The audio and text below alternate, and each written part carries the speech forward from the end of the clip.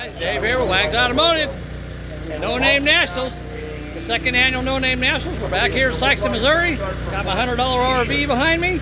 And I'm going to walk around here and do a few videos. There's some really unusual, cool cars here. I'm going to try to do a few interviews of people, put them on my channel so you guys can see kind of the unusual stuff. And remember, these guys are all YouTubers. They all got a YouTube channel. I'll try to get their channels and give that information to you guys. You get on there and watch their channel. Subscribe to their channel if you like what you see, and you know, help them out a little bit. So let's walk around and see what we got here. All right, let's go. All right, guys, we got Philip here. He's from down south, Tennessee. Tennessee, is that right? No, Louisiana. Louisiana. I'm sorry. Okay, and here's his website, or his YouTube channel, Scrap Iron 3. And he's got a really unique car here. And we got the guy talking over the announcer, so we're gonna have to talk loud. But he's got this 34 fiberglass body, that 34 Ford? 32 Ford. 32 Ford, and the motor is a 1950 Mercury Flathead. 1950 Mercury Flathead, and it's how many cubic inches? 286. 286 cubic inches. And check this out, guys. He made his own blower manifold for it. It's got a Holley supercharger on it. That's really cool. He made his own drive setup here. All his pulleys and stuff, he made them himself. So this is a really unique vehicle. He's had this thing at Bonneville. I'll show you the sticker on the other side. And if you notice, one thing about this, if you look at it, you'll see this nozzle right here. There's another one there, and there's two on the other side. And that's for fire suppression. It's required by Bonneville. So if they race it, they got to have a fire suppression system. And there's their bottles right there they use for fire suppression. So that's what that's for. I was asking what that was for, and that's what they told me. But anyhow, so how fast have you had this thing going at Bonneville? It's only going like 115 at Bonneville with a carburetor. We never ran it with the blower. Okay, 150 with a carburetor. Is that a different engine or this engine? No, 115. 115. With pretty much this engine combination, but with a single 4-valve. Okay, sorry it's hard to hear. Yeah. All this noise, but okay. All right, so are you going to try to run it with a blower at Bonneville? We might, if my wife lets me go. If your wife lets you go, huh? Okay. I understand that story. Well, let's do a walk around and check this thing out. It's really cool. Neat little car. Got disc brakes on the front. Of course, this is a fiberglass body, so it's very unique. There's his Bonneville stickers. He's had it there a couple times. Got a removable steering wheel on it. Gauge setup. They just put a 5-speed in it. They're learning how to run that, so trying to get used to that. He ran 8 seconds yesterday in the 8th mile. They're going to run it again today. But it's a pretty cool old car. He said him and his son built it a long time ago, but then his son lost interest, and now he's doing this with it. Very cool vehicle. Man, Phil, I like it. Thank you, sir. Thank you. All right, that's Phil, Scrap Iron 3. Thank you, sir. Have a good day. All right, thank you. Okay, guys, we're here with Phil, and Phil's got a really cool car. He calls her Camille, and she's a beauty. So, Phil, what can you tell us about Camille? 1956 Pontiac, all original barn find from down in Mississippi. I actually have a letter from the sister that showed that in August of 71, she was writing it. October of 71 was the last when the plate expired. She sat there until 2008. A buyer out of Nashville come through, picked her up, unfortunately passed away at some point in time before he ever touched it. The estate got sold in 2011. The guy that I bought it from never got to touch it. Unfortunately, he had some heart issues, had to have surgery, and I picked her up December 4th of 22, and yeah, she's a labor of love. And she's all original, right? Yes, all original. And what kind of Pontiac is it again? It's a Pontiac Chieftain. Pontiac Chieftain. Okay, well, let's take a look at this Pontiac Chieftain. What size motor is this, Phil? It's got a 316.6. They called it the 317, a 1-year only engine. Okay, 317. Okay, so let's take a look at that real quick. He said he's put intake manifold gaskets on it and tuned her up. Looks like he painted up the air filter there. She's pretty nice. But man, check out the patina on this beauty. Where are you out of, Phil? Effingham, Illinois. Okay, and where'd this car come from? It originally Mississippi. Mississippi. That's why it's so clean. Look at this, guys. This car is beautiful. And he calls her Camille because I thought this color was a beige, but it's actually called Camille Pink, he says. Camellia Pink. So look at this. She's a 4-door, but she's gorgeous. I love this car. It's really pretty. Walk around, take a look at it. Let's look at the interior real quick. Check that out, guys. That's all original stuff. All he did was polish it up. That's nice. I like it. Yeah, that's pretty. This side here, you know what happened on this fender, Phil? What it looks like to me is someone got it. I don't know who it was. But obviously had some kind of a solvent rag, maybe even a lacquer thinner, and laid it, because you can actually see where it's set. The pattern, right? It just ate away the paint. Huh. You could actually take a lacquer thinner rag right now and go up here and take the paint right off. Right. Yep. Okay, well, I got a couple things I want to talk to Phil about, but let's walk around here and look at the driver's side. Inside real quick. And like I said, this car is all original. There you go. There's the dash. Look at those gauges. Those gauges are linear instead of circular. That's really cool. And see that transmission? You got to put it over into reverse to put it in park. When you put it in reverse and shut it off, the transmission kicks a parking pawl in place and locks the transmission in. And he told me you can put this thing in low gear and it'll shift automatically without even putting in another gear, because when it reaches a certain pressure inside the transmission, it shifts automatically. And this is showing 3,000 and something on the odometer, so we're thinking it's probably around 103,000. She's got some floorboard issues down here, and they don't make floorboards for it, so he's got to find a donor car to get those out of. Okay, Phil, now you told me something about the transmission on this thing. Tell me again what's going on with this transmission. It's a hydromatic 4-speed transmission. They actually used these transmissions to power the tanks back in World War II. Okay. And whenever they were building these cars, I guess there was a big surplus of these, so they modified them enough to throw them in the car. So it's actually a 4-speed transmission. So Pontiac built transmissions for the tanks in World War II, and they were 4-speed. Yeah, it was a GM, more conglomerate. Okay. The engine alone is Pontiac. Okay. But the transmission, I think, was a GM product, because it was GM that actually built the transmissions. Okay. And then there was a fire in 56 or 57 in one of the transmission factories. That's whenever a lot of the stuff's actually switched over.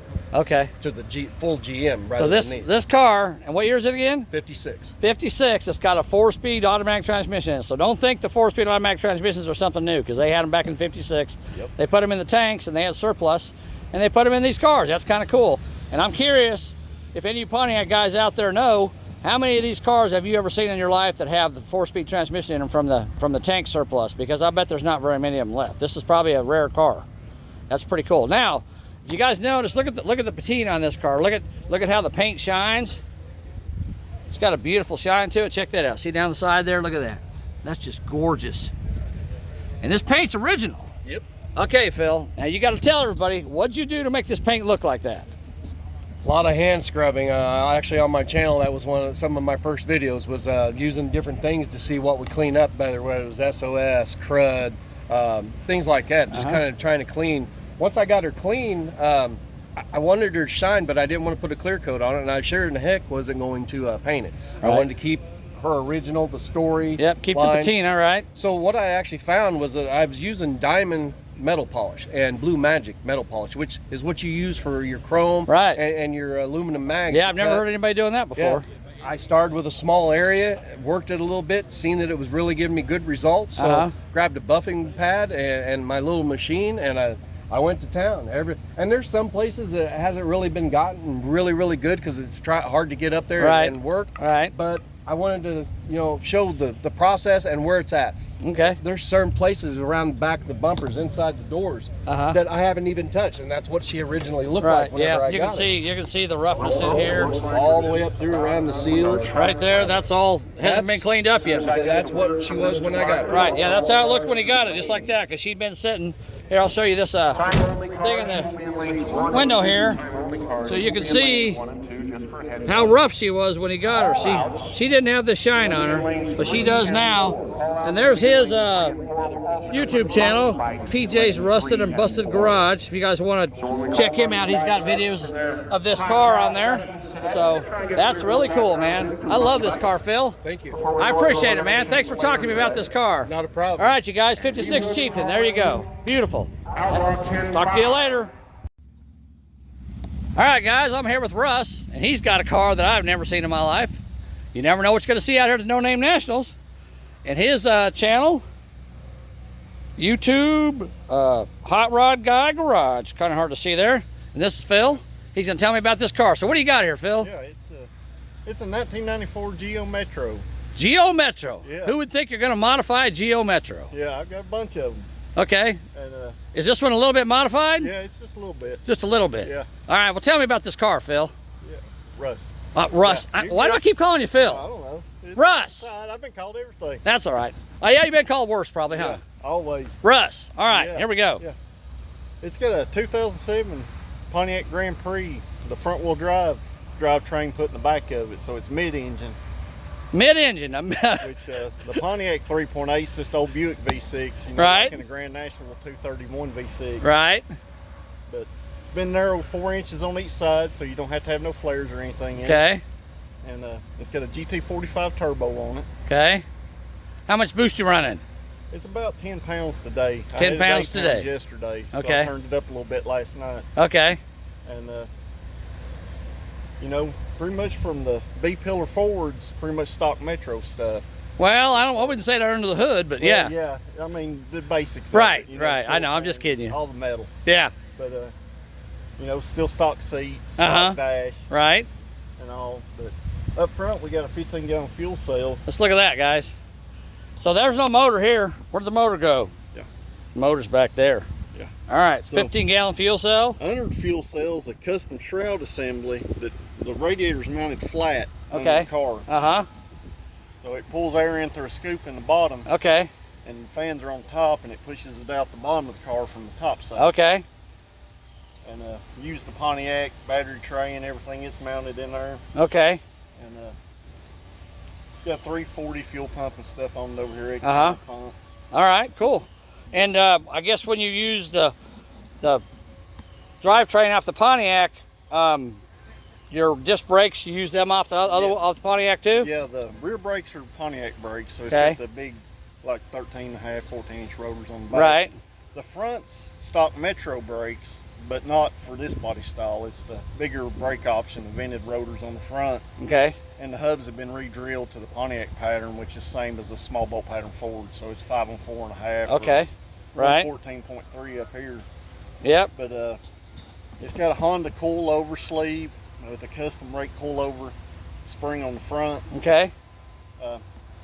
Really built it for no prep hard tire racing. Right. So it spent a bunch of time on scales.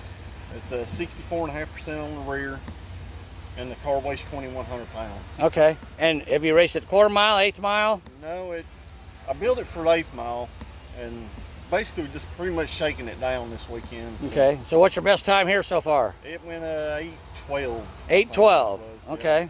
And And, did it feel okay at 8:12 Yeah, or? it felt okay. It left real soft with it on a real soft tune, so hopefully it'll run some mid-7s or better today. Okay. So And who did this gorgeous paint job on it? I did. You did, Yeah, all it was hand painted? Yeah, it's all hand painted. Yeah, you all the artwork's matte cleared okay. with urethane clearance. Okay. Yeah, you won't recognize this car going down the road with that paint job. I'm just kidding, guys. That's pretty cool. But let me show you the back of this thing. There's your turbo pipe coming out the back. So he's got this custom cover he built. You pull this cover off and the engine's underneath there, of course.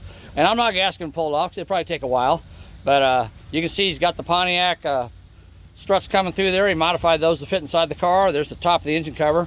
But this car is just a really neat car. I had to take a video of it. Can you put your hats down so we can see your custom air scoop that you built that by hand, right? Yeah, the wing, yeah. Yeah. So Russ built this. Yeah, it's all sheet aluminum. Yeah, that's cool. So he keeps him on the ground at 150 miles an hour, you know. And there's his YouTube channel. You got this car on there, Yeah. Russ? Yeah, I Okay. built this whole car on the channel. Okay. From the beginning, when I hauled it home, I bought it as a parts car, used the shell, and I had a V8 LS turbo swap one that was rear wheel drive, Okay. and it donated the rest of the sheet metal and glass and stuff for his car. Okay. So you've been doing it for a while. Yeah, yeah. I noticed it says Suzuki back here. Yeah, it's the same as a Suzuki Swift, so Oh, when okay. I changed so much stuff, and I went ahead and just put the Suzuki emblems and stuff on Okay. it. And is that Chinese or Japanese? Yeah, it's Japanese for turbo. Turbo. Yeah. Turbo Suzuki V6. Okay. Yeah. So yeah, this is a really cool car. I just thought I'd show it to you guys. It's kind of unique. Like I said, you never know what you're going to see out here at the No Name Nationals. Can you open the door for me, Phil? We're look inside there. I'm Phil. I called you Phil again. Russ. Damn it. Come on, Dave. Yeah, and that's probably another thing nobody would ever see in a while is a factory set of floor mats for one of these cars. Is mega rare to see. He's got the factory Geo floor mats, got the beautiful green floor pan, removable steering wheel, and very simple gauges. Yeah, that's cool. Yep. Original seats. He's made the doors a little lightweight. Yeah, that's all right. Yeah. Got to strip them down. Huh, that's Yeah. cool. That's a unique car, man. Yeah, it's all about the weight. All right, Russ, I like it, man. Sorry I called you Phil Oh, you're about all 10 right. times. You know, I'm old and confused, but this is definitely a cool car. I like it. I like it a lot, man. All right, guys. So there's another one for you. Talk to you later. Thanks again.